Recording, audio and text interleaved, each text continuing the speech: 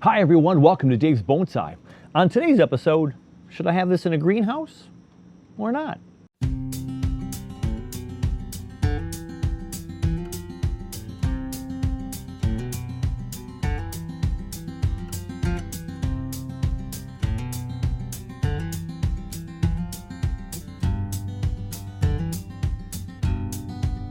Welcome to Bonsai Acres.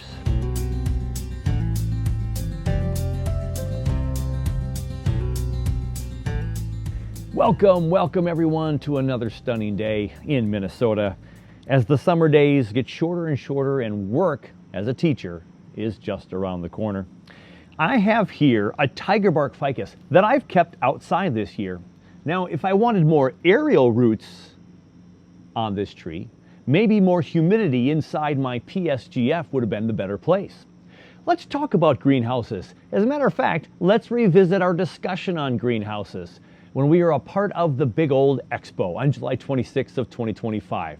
So let's look back at the panel of people we had on to talk about greenhouses. I hope you enjoy. So before we get into our next video, we're going to do a little live chat. So this will be our first one. This will require a little bit more patience. We might have a few bonsai people who maybe want to talk over each other. I don't know who that would be besides Dave. And so we're just going to talk and get a few insights on greenhouses, little pros and cons. And we are fairly good with time. We're running behind a few minutes, but that's okay. We're going to have a good chit chat here. So I'm going to welcome to the studio with me right now, my dear friend from Long Island. So say hello, everybody, to Steve. Hi, Steve. Hi. Thanks for being here. I do appreciate it. And since we have Dave, what's that? I just want to say this is such an excellent thing you're doing, and thank you so much. Oh, well, I'm so glad. Thank you for saying so. I know there's been a lot of excitement around in brewing and people asking questions, and I think this is pretty cool. I'm having a blast doing this. Let's say hi to another Steve. So another one of my good friends from the road trip last year, super kind and courteous gentleman who took care of me a little bit on the road trip and since and become a good friend. Steve Meyer is here from Indianapolis. Hey, Steve. How you doing? We haven't blown anything up yet, just a few little dead spots, but we're doing all right. Going pretty well. Awesome. Hey, So, Steve, how are you? Did he hear you? Oh yeah, showing off his. Look at that. I didn't ask these gentlemen to do this, but the requirement to be on my video was to wear some merch. I don't know about that. So, John, you're in trouble here because now we're going to go to John, and he does not have merch on. Steve, Bonsai Acres chopstick there. And from the UK, we have John he's going to go get his shirt real quick. Just go change it off camera, please. And then, no, you're fine. Welcome, John. Hi, thank you very much. You're very welcome. It's been great so far. Well, thank you. Awesome to have you here. We got some more live people coming later in the show. I hope Nigel will be here. I know Nigel, a couple days ago during our test, said something about he wasn't at his PC. I hope he has a camera on his something or other. And then here's Wally. Now, Wally, we might have some feedback with Wally. I don't know if Wally, I can hear myself through someone's microphone. Wally had trouble hearing us before. Wally, thumbs up, or can you hear us, Wally? Yeah, I can hear you.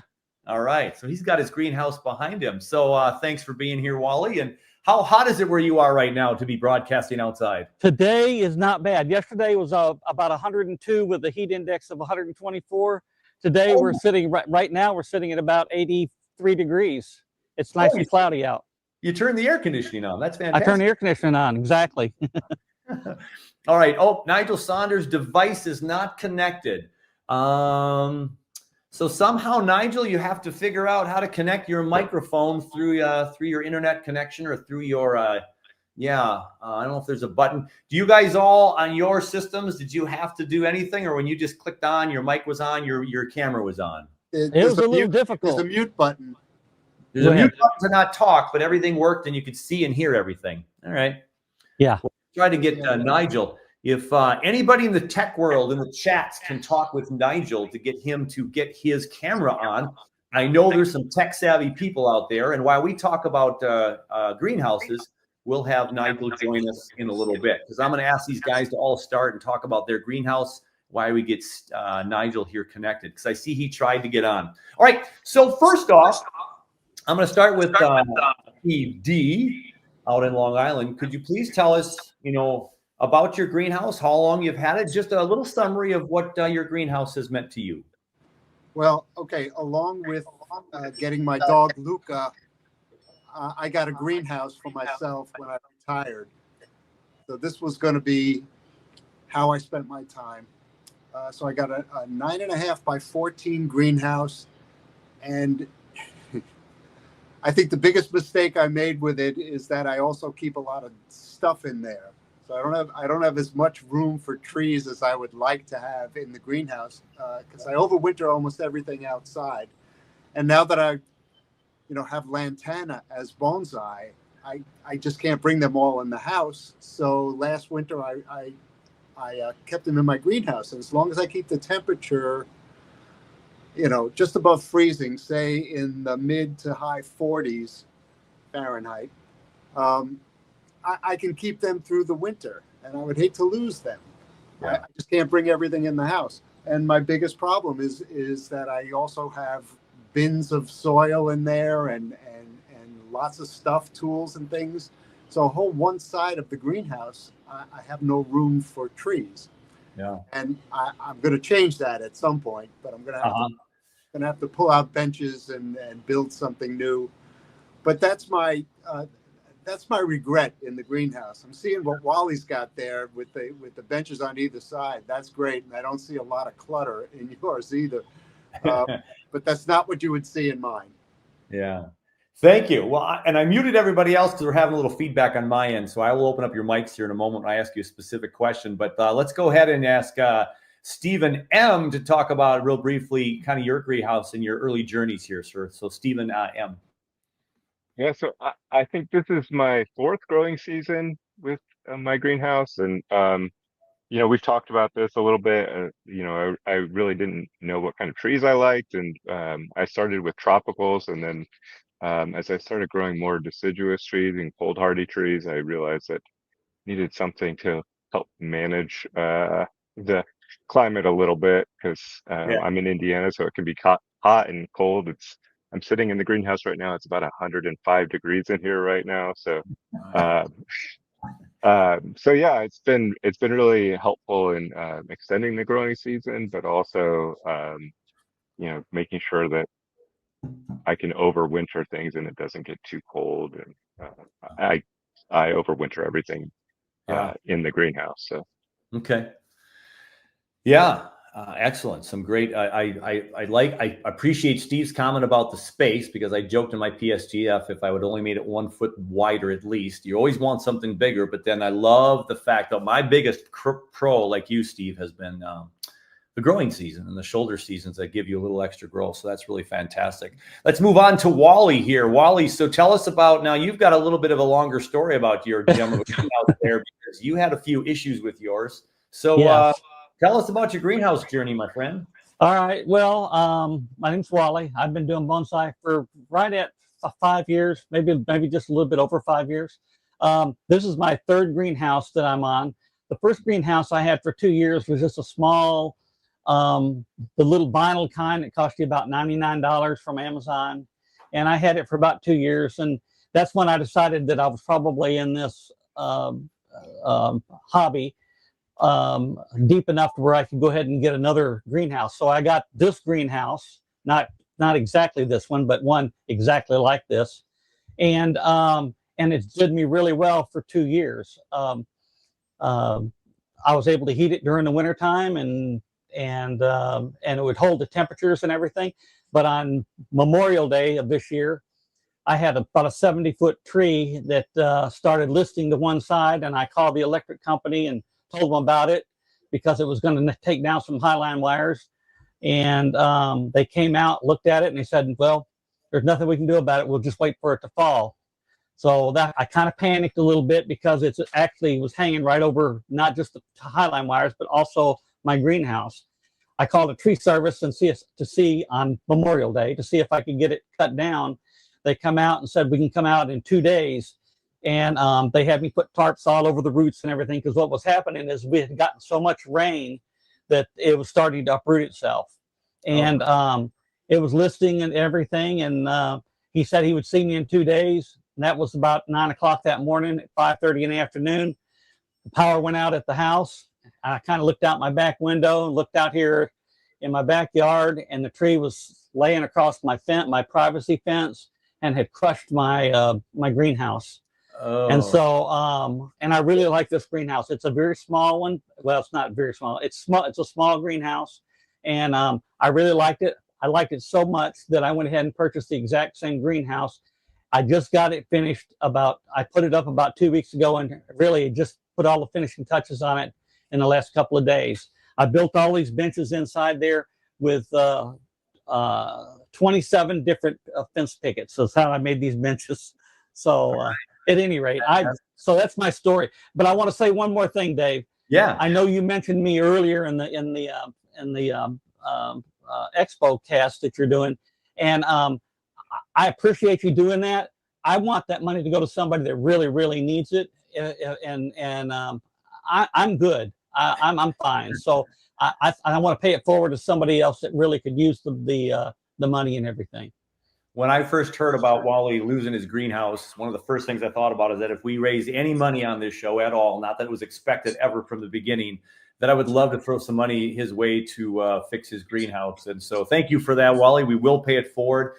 For those who joined late, yeah, if anybody has been donating, thank you so kindly. And we're going to take that money, and all the leftover money after a few things are paid for, shipping and all those kind of things, is going to go to someone who's maybe in need to support their bonsai or their world, because we've had some tornadoes and nasty weathers in our country. And Wally was obviously an example of that. Thank you so much. That's super kind of you, Wally. Yeah. Let's go now to John, and then we'll ask a few other questions. John, you're up. What's going on with your greenhouse? Tell us some more about your journey. I grew up with greenhouses. I've been in the horticulture industry for a long time, now retired, but I used to work in glass houses, growing commercial trees, shrubs, and indoor plants. So it was obvious I wanted a glass house when I moved up here to Nottingham. So I got a 6x8 and a 6x9 polytunnel and a 6x8 smaller polytunnel, which disappeared 2 years ago in the strong winds that we had. It just literally got ripped to pieces. But I find that the glass house is very useful for starting trees on, overwintering things. The polytunnel is very useful for overwintering. In the winter, it's covered with bubble wrap, and I use under soil heating. Find that really good, because what it does is it keeps the roots warm, but it keeps the air around the trees warm. You don't have to warm the whole glass house. If you put a couple of sheets of bubble wrap down across your benches, it keeps that quite warm in there. And last year in my polytunnel, I used air cables.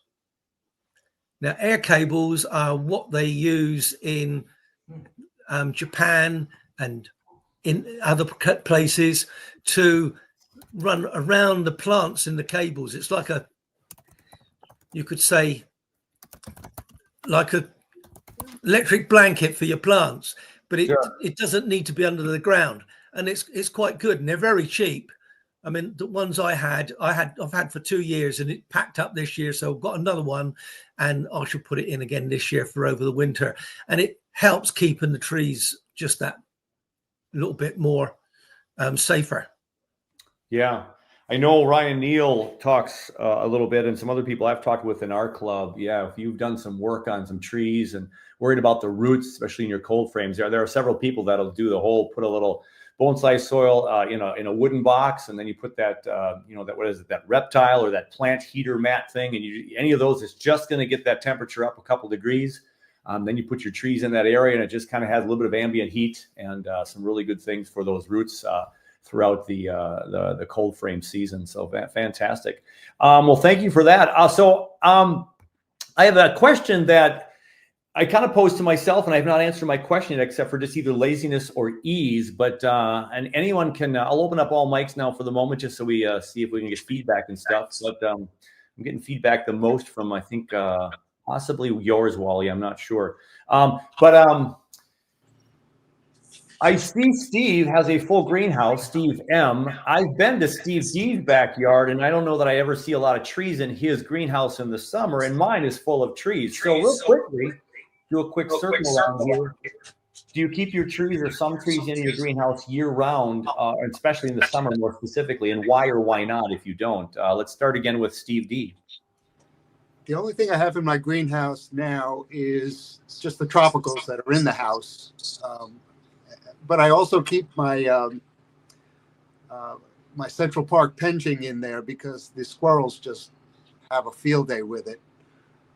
So that's really it. Just the tropicals. They seem to be able to stand the heat. My Schefflera's in there. A couple of holiday cactuses are in there. Nothing else could take the heat. You know, Steve M., how about you? You're loaded in there. Tell us your story with keeping them in there. Yeah, I keep most of my trees in the greenhouse through the summer, except for the ones that are really like just growing out, like your amber maple that is about 6 or 7 feet tall now. That's out on an outside bench, but I keep them in the greenhouse largely because I travel quite a bit, so it has irrigation. So I don't want to have to move trees back and forth every time I'm away for a day or two. Mm-hmm. Can you give us an update then, or tell us about your irrigation? Is this an overhead sprayer, these drippers? What do you do for irrigation, Steve? It's one of those just like Amazon things that's it sprays right above the pot level. It doesn't spray from above. Partially just because it is so hot and humid in here. I try to keep the water off the leaves as much as possible and on the soil as much as possible. Sure. Awesome. John, I'll let you go next, John. Talk about what you keep in that poly house during the summer, then those greenhouses. During the summer, I keep some tropical stuff, some new seedlings. I'm terrible for getting seeds and sowing seeds. I love sowing seeds and I love seeing them grow. And I get seeds from all over the world. I did lose last year 2 Brazilian rain trees, and I've got to get some more seeds, but it's very difficult to get hold of Brazilian rain tree seeds. There's one place in the States that will send them to me, but they want £45 for postage. There you go. I'm waiting for somebody to go over there to maybe buy some seeds and bring them over. But I think the most important thing is shading. Okay. I mean, I use shading on my glass house and on my polytunnel. I just use shading, and it's amazing how much that helps, especially when you've got high sun. Sure. Yeah, there's I've recorded some temps in my greenhouse, very, very hot, of course, on certain days, and because of my windows angled so much for more the winter sun in the PSGF, in the middle of summer, the sun's way up over on the other side. So, but I still get plenty hot. And I've noticed a few trees that do kind of fry closest to that window. So I think shade would be a good indicator. Does anybody else in here have shade at all in their greenhouse? Steve M., you have more trees in yours. Do you ever shade any? So my greenhouse is under a gigantic maple tree, so it really only gets direct sunlight in the morning, probably till about noon, and then it's in shade the rest of the day. So yeah, and then the polycarbonate has UV protection as well, so it gets UV protection Nice. even when it is in sunlight. For sure. Wally, how about you? You don't have your trees in there right now, but what do you typically do with trees in your greenhouse on a normal summer, and why would you keep them in there, and why not? Okay, so I'm in zone 7B, 8A, and it gets extremely hot. The temperatures in this greenhouse, even with the shade cloth that I have on it, will get up to 127 to 130 degrees. Wow. And so I don't keep anything in here. It's a storage unit for me during the summertime. Yeah. In the winter, in about October, I'll start moving some trees in here. All my conifers or most of my conifers and all of my dawn redwoods and all of my bald cypresses and a couple of other different kinds will go on the ground next to the house, and I'll cover them with leaves. I don't have a tree in my yard anymore, so I don't know where I'm going to get the leaves at. But at any rate, Yeah. So I'm keeping some smaller trees that have the pots that have a smaller pot, because my temperatures do get down to single digits. It has gone under 0 degrees before Fahrenheit.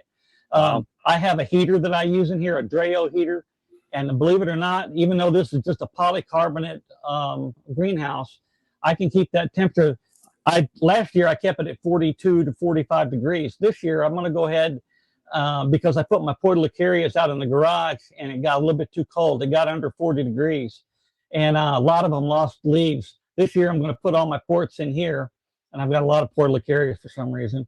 And I'm going to keep the temperature right around 50 degrees. I don't know. We'll see how that affects all of my other trees. I won't know till next spring probably.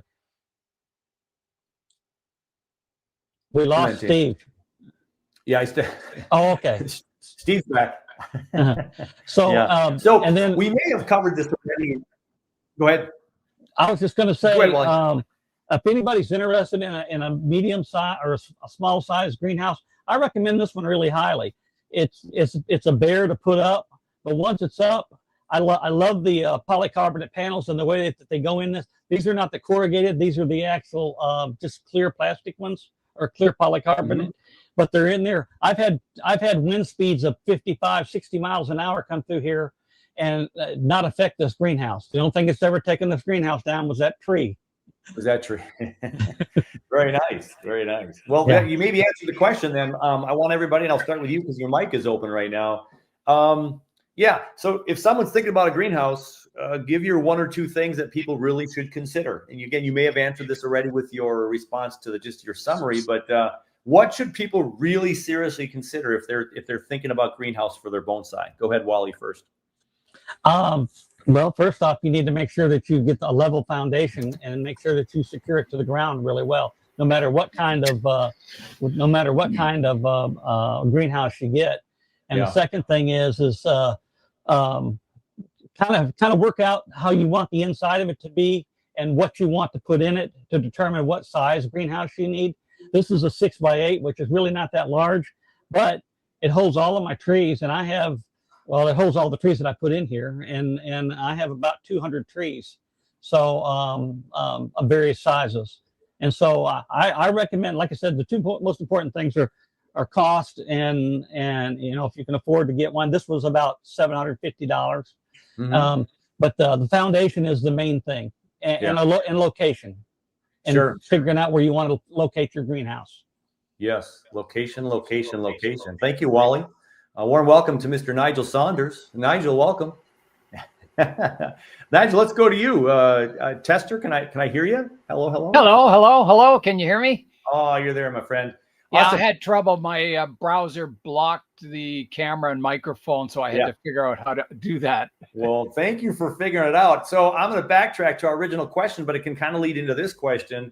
I just asked everybody to kind of summarize. Most people know you, Nigel, and probably have seen your videos, but tell us about your greenhouse and a couple of things in that journey that you've already undertaken.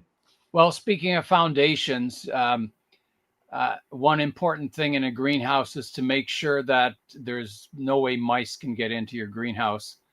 So I poured footings, built a cement block wall, and then I filled it with about 8 inches of pea gravel. And that stops anything burrowing up underneath the foundation, because the pea gravel just kind of collapses in on itself, so you can't make tunnels or holes in it. Yeah. And it's pretty important because you're keeping your greenhouse, it's warmer in the winter, and it's a natural attraction for any animals outside that there's a warm spot. So they'll try and get in your greenhouse any way they can. So yeah, it's pretty important to keep it rodent proof. Yeah.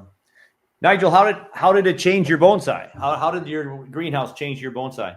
It certainly made keeping bonsai in a cold climate easier. It gives you a place to work on your trees out of the rain and weather. I put a little heater in the greenhouse, so it on those days where it's just above freezing, you can still comfortably work in the greenhouse. In fact, you can work in it all winter. And it's just nice to have like this studio space where you don't have to worry about water running on the floor. It just, Yeah. it's, you can sweep it out and keep it clean, but For sure. it's just nice to not have to worry about, you know, your clippings going everywhere. And so it definitely made it easier. And then on those nights where there's a chance of frost, you can move all your trees from the benches into the greenhouse, which isn't as far a trek for me as taking them from the benches to the house. So Yeah. it makes it easier. You can just fill the floor of the greenhouse and all the benches, put the heater on, or just keep them protected under the glass for the cold night. And then in the daytime, you just bring them all back out again. And it's pretty nice to be able to do that. It saves a lot of carrying of trees. For it sure. makes the bonsai shuffle a lot easier. Absolutely. Cool. Well, thank you, Nigel. We'll come back to you in a moment. I'm going to go to Steve D. Steve, a couple of thoughts. If someone's thinking greenhouse, why or why not, or what would you tell them? Yeah, the location in the yard is very important. And my location was a second choice. Basically, after having a discussion with my wife about where we thought it would be, she said, well, what about over here? And that's where I ended up putting it. I was able to level it. It took a long time to level it. But the greenhouse that I chose has a foundation frame, an aluminum foundation frame that went down underground. And that holds it pretty steady. It also has a very high wind resistance. It's the onion shape, like Steve Meyer's. Very, very, and I also got a building permit to put it up because I didn't want any surprises, when the town came by and saw it. Oh boy. I got a building permit for it, and one of the requirements was the wind resistance, because Long Island is hurricane territory sometimes. So sure, it's been pretty good. Awesome. Very, very cool. Stephen D, a couple of yes or no's or things that you would tell someone who wants to think about a greenhouse. The one thing that I sorry. did that, yeah, it's fine. We know who we are. The one thing I'm really glad I did have power run out to it, so it can be heated and cooled. It's open right now. My vents are up, open all the way. Both doors are open, and I have a fan running. And in the winter, being able to heat it, so it really doesn't get inside any colder than probably like 28 degrees. And so yeah, it was definitely it was a decision I was glad I made. Okay. Very, very cool. How about you, John? In my case, I would always say to people, get the biggest glass house that you can afford or you can fit in your garden. I mean, I've got a 6 feet and it's not big enough for me. That's why I've got a polytunnel, and that's why I had the other polytunnel as well. But I think, and also a very important thing when you're buying a glass house or greenhouse, whichever you like to call it, mine's glass anyway, is to have eaves troughs on it. So you can catch the water. Some glass houses don't have eaves troughs. If you haven't got eaves troughs on it, get some and put on it, because the amount of water that is wasted off the roof of a glass house is unbelievable. You could, like Nigel's got a 1,000-liter tube. You could probably fill that up in 2 days off of a glass house. It is that, and the water is good. It's clean water. Where like on a roof, you've got all the dirt and dust and everything. Yeah, it's good, clean water. Yeah, I've got some gutters on my PSGF in the back that go to my 1,000-liter or 350-gallon or whatever mine is tank, and so that water, that fresh rainwater, is pretty amazing to have. Nigel, I bet you've been able to utilize that water a lot, right? You got that water going to that tank, is that correct, Nigel? Yeah, I have a IBC intermediate bulk container tank which holds 1,000 liters. I'm not sure what that is in gallons, but yeah, I have it running off the roof. My greenhouse doesn't have provision to put gutters on it, unfortunately. It's maybe something to look at when you go to buy a greenhouse is to get one that has gutters, but I can't even add them really easily. It's just not designed for gutters, unfortunately. But yeah, it makes it easy. You want to keep your water source as close to your trees as possible. I have to carry buckets of water from the house to the greenhouse. It can be pretty tiring, especially if you're watering many times a day. Yeah. And about the vents, it's really important to make your greenhouse so if you are away for the day, that it doesn't cook all your trees. So have automatic vents that open is essential, because it'll just be like a furnace. It'll just cook everything in there. I think that's one of the biggest mistakes a beginner has when they get a new greenhouse, is they just think, oh, this is going to be perfect. And they go to work that day and they come home at night and everything is just cooked, because it'll get up, even with my vents open and the fan running, it'll get up to 50 degrees Celsius, which I think is 100 and what is that? It must be like 110 degrees Fahrenheit. John's checking here. Yeah, that is very, very hot. I'd have to agree. The heat factor, and I have overhead misters in my greenhouse, and when I was on the road trip last year, when I could see on my phone 122. 122, that's crazy. When I got really hot on my road trip, I had the midday mister go off for 10-15 minutes, and that dropped the temperature by 15 degrees. And so you really have to have some kind of that relief, not only with the fans and the vents. And the one thing that when I was doing my PSGF, and I've talked to people about this, and perhaps even you, Nigel, in our conversations, anybody who's doing a greenhouse, if you are making one or decide on what to get, you can't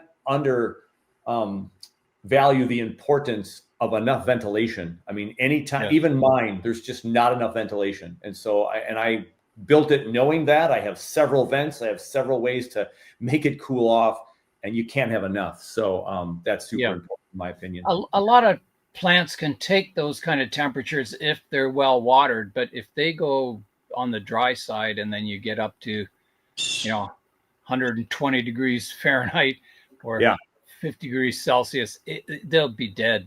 It doesn't take long. No, it doesn't take long. I also noticed that the wintertime daytime temperatures can get pretty high. Yes. Because I have no shade in the wintertime and even into the early spring. So that can get pretty hot as well. And a little hard to control. I mean, I go out and I open all the doors, and of course I got the roof vents, the automatic roof vents, they open up. But if I don't have the cross ventilation, even in the winter, it can get pretty hot in there. Yeah. And I think that speaks to the importance of what Stephen Myers said. And Nigel, you have heat out there too. So I have heat at the PSGF too, and I don't have enough sun for enough days, and I don't have my generator powered up with energy for my fans and such. I've got a power cord now that's, it's kind of backup, and I've had to use it a lot. And those drastic changes in temperatures in my neck of the woods, we can have rain in January and we can have snow in May. So just those fluctuating temperatures can be awful. And so that backup power is kind of crucial, I think, to balance the temperatures. Have you found that you've needed that, Stephen, or even Nigel? I mean, that's super important on some of those nights. I know for sure Nigel, but we typically in winter will get a month and a half of cloudy weather, and there's no heat from the sun, so it's all your heater. It's the same temperature as outside if you don't have any heat in your greenhouse. One thing I would also caution people against if they're buying a greenhouse is don't buy those $200 or $300 ones from the big box stores, because the first windstorm you get, all the panels will blow out. It'll be wrecked. So if you're going to buy a greenhouse, I would spend the money and get a more professional greenhouse, because the cheaper ones, they just don't last in the weather. All the panels will go cloudy, and you'll get storm damage, and it has to have some level of durability. The cheapest ones don't work. I know so many people who bought them, and then the first big windstorm, they lose half the plastic panels, and then the frame buckles, and they can't get them back in. And it's just wasting your money, really. Nigel, I have to ask you when I mean, I watched every episode where you took apart that big polytunnel. Oh yeah. And I wanted to ask, I know you put up those back supports and you kind of changed the design, but I want to follow that one closely. What are you going to do? That was sort of a big dream. I kind of came to the conclusion that you can have too many trees. And I think if I built even a section of that poly house or a quarter of it, I would have so much space under plastic that I would be watering all the time and it would be too much work. Yeah. So I decided I may still put up a section of it and kind of have a section that you can go under if it's raining, that so you don't get wet. But it's nice to have your trees out in the open benches where they can get rained on and get the pure sunshine, because you could utilize it to put a shade cloth up. Yeah, I need to do that. That's another thing, is that when trees are in a greenhouse, they don't get the same sunlight as being out on the benches. It blocks the UV rays, at least glass does. Plastic lets the UV in more than glass. So plastic is better initially, but then over the years, the plastic gets cloudy and it starts blocking the transmission of light. So there's trade-offs. If you can afford glass, I would go glass, just because definitely. You can clean the glass and it'll look the same in 20 years as the day you bought it. Whereas a plastic greenhouse, it's going to be yellow and cloudy and full of algae, and the plastic has square tubes. I think if you've got a lot of snow, where you like both Dave and you've got, and I don't know about Steve, do you get a lot of snow there? We haven't in the last few years. That was one of my dryness problems last winter. But a glass greenhouse is built to take the weight of the glass, so the frame is better. And if you've got a lot of snow on the glass, it's best to leave the snow on the glass because it's an insulation to your glass house. And so any heat that you might have inside, if you have under cable heating, it won't melt the snow above, but it will keep everything nice and warm in there. And in the winter, when I get snow on my glass house, the under cables will take my temperature up in my glass house on an average of 15 degrees centigrade. I don't know what that is in Fahrenheit. I don't work in Fahrenheit, but 15 degrees centigrade for just a few under soil cables, which use very little electricity, is very good. Yeah. A couple of people are asking some questions on the chat, and Eric D had asked about anybody trying to put tarps over the greenhouse to make it more like a cold frame at that point. Any opinions from folks out there about the tarps? I've done that. I've thought about that.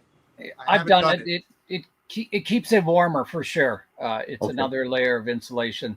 I do that on my poly house sometimes because generally you don't get much sunshine in the winter anyway. Right. And it also can avoid those temperature swings. Like if you do get a few sunny days in winter, suddenly your greenhouse goes from staying just above freezing to being, t-shirt weather in the daytime. And I don't think that's so good for the dormancy of the trees. So sometimes it's a good idea to block the light out. Wally, I just didn't mean to cut you off there. I just realized Steve was talking. Yeah, that's all right. I'll get to Steve in a sec. Wally, I just opened up your mic again because I'm getting the most feedback from you. But any answers to some of those questions, or shade? You have shade cloth on now. Tarps over the winter. Yeah, I've used a tarp several times, but most of the time when I'm using a tarp, it's because of hailstorms that are coming. and we've had some pretty Sure, heavy hailstorms. A few times that I've forgot to put one up or didn't put one up, and it hailed. The hailstones were only about dime size, maybe a little smaller than that even, and it did not affect this greenhouse at all. Mhm. And like I said earlier, this greenhouse has been through 55, 60-mile-an-hour winds, and it is the foundation does hold it down pretty well. I have concrete all the way around the outside edge, and I have rebar. It's mounted to 4x4s and driven rebar down into the ground. Concrete rebar, yeah. So anyway, I feel like this is pretty Nice. secure. Yeah, I don't know about here. We can get insulated For tarps. sure, Steve. Sorry, we can get insulated Oh. tarps. They're filled with like bubble wrap on the inside, and then they're coated each side, and they work really well. Gotcha. To keep your greenhouse warm. Yeah, very nice. Steve, were you going to add something? Steve D? No, I'm thinking about getting a tarp. And those insulated ones sound great. Yeah. John, you were talking about hoop houses before. There's a question. No one is talking about hoop houses. We have had a successful one for 15 plus years. Only cost $1,000 to install, 20 by 40. John, can you talk a little bit more about your hoop house success or what you've done? The what? Sorry, the polytunnel. They're talking about hoop houses and just we've all been talking about greenhouses, but a lot of people just. Oh, you're talking about polytunnels. Yeah, polytunnels, kind of like even Nigel's poly house. Yeah, polytunnels are very useful. I would say that during the summer, it all depends whether you use a colored polythene for your polytunnel. You can get the green netted covering. That is very useful because that is that helps to keep the sun down. But you can just put a shade cloth over the top during the summer. A lot of modern polytunnels have got air vents on the side. They work reasonably well. But a polytunnel in the winter, my polytunnel, I put bubble wrap inside. Big, large bubble wrap. Just lay it inside the poly tunnel. Just attach it to the framework, and it's amazing how much extra heat it keeps in over the winter. I do the same with my glass house as well. I think one of the key things with everything with a greenhouse and everything really in bonsai, because I've talked about this with cold frames with people. If you make a cold frame, I tell people never make a cold frame that opens like a freezer chest that goes up like this. Because what are you going to do? You're going to use that freezer chest as storage at some point. Yeah. Horizontal surfaces. More trees. Dave's frozen up. David's frozen. Unless he's a bit cold over there. On purpose.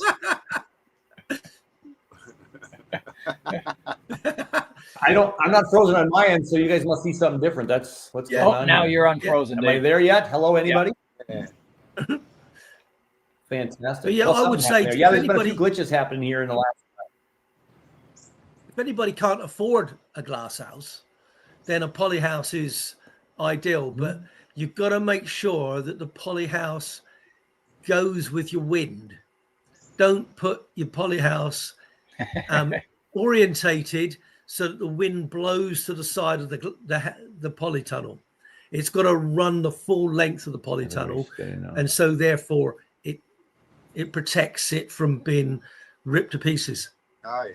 Good. Yeah, and it might be that you're orientating it not east to west or west to east to get the good sunlight, but it's better to do it the other way so that it doesn't get damaged with the wind.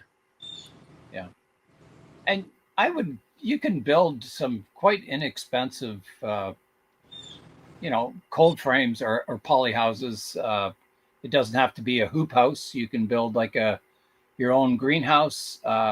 Make sure the wood is kind of treated, and it'll last for a long time and give you a good feel for what it's like to run a greenhouse, and yeah, it can work really well. My original poly house I made, I think it cost me $400 for all the materials, and I put it together myself. And I just bought the plastic that they use for construction for vapor barrier, and it's lasted for at least 10 years, and it's a little, needs a bit of repair now, but it's still lasting, and it might give you a good feel for what it's like to have a greenhouse before you commit to spending thousands of dollars on a more professional one. As long as you have a lot of tuck tape handy, right? Yes, exactly.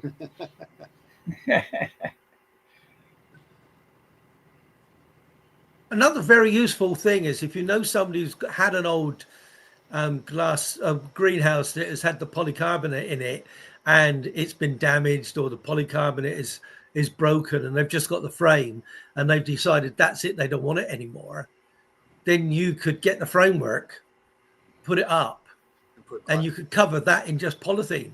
Yeah, it works extremely well. That's a good point, John. I've seen a lot of people saying, I have this greenhouse in the backyard. If you come and take it, you can have it for free. And yeah, just use the frame and cover it in plastic, and you've got a good poly house. Yes. Yeah. Perfect. With a nice door. Very cool. Yeah. Am I frozen, guys, or can you hear me? You're there. Yeah, we can hear you. Am I frozen? All right. Well, we're past 11:30 now, so we're getting a little technical glitches and stuff. You guys are popping in and out on my screen, so I think we'll bring the greenhouse chat to a close. I appreciate your time. Thanks for being here. Anybody have greenhouse questions? Well, watch these guys' videos and send them a quick little comment in their video, and I'm sure they would maybe respond back. Let us know your questions.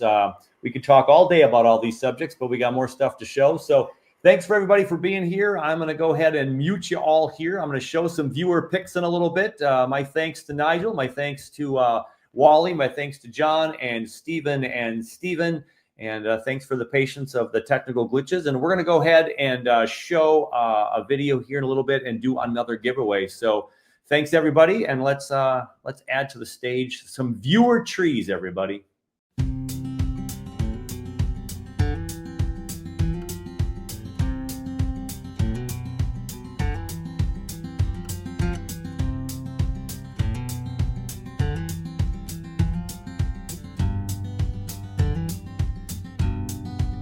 Welcome to Bonsai Acres.